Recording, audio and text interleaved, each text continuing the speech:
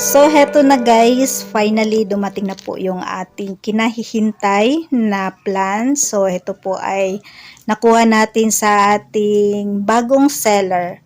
Hello everyone, ito po si Charching ng Succulent Davao and welcome sa ating YouTube channel.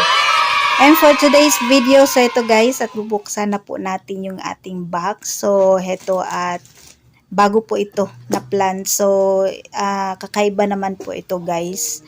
So, before ay mga cactus and succulent lang po yung ating in-order.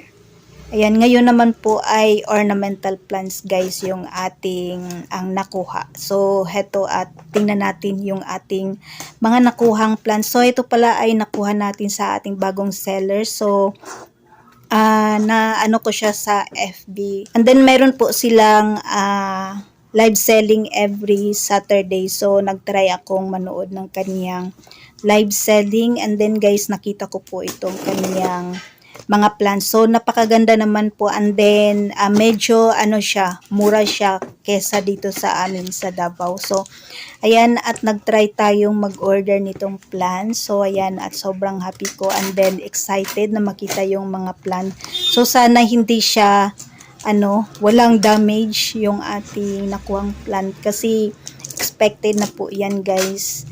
So depende na po yan sa seller na magpapadala po sa atin ng mga plants. So, yan. At napakaganda naman po nitong, sa post niya kasi, napakaganda po ng mga plant. And then, tingnan natin kung ano yung makikita natin. Ayan, guys. So, parang naman po, kasi, parang okay naman po yung seller kasi ang dami niya pong viewers and then, dami niyang customers, guys. So, yan. At tingnan natin. Sakat natin i-judge. So, naman po. Wala pa naman akong na unbox na hindi maganda na mga plants. So, lahat naman po sila maganda. Depende na po yan guys sa seller siguro. So, yan at heto at nabuksan na po natin yung ating box. So, tingnan natin guys, yung mga nakuha nating plants sa ating seller. So, ayan, at ito pala ay, 7 pieces. So, isang variety or isang plant, iba't ibang variety. Ayan. So, iba't ibang, flower. So, ito guys, yung ating napakagandang anthurium. So, ayan siya guys. Sobrang ganda naman po. Ayan.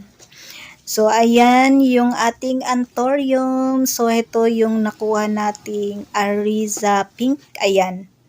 Ayan, napakaganda. And then, healthy yung dahon niya guys. Ayan. Wala naman pong nag-yellow. Ayan, sobrang healthy.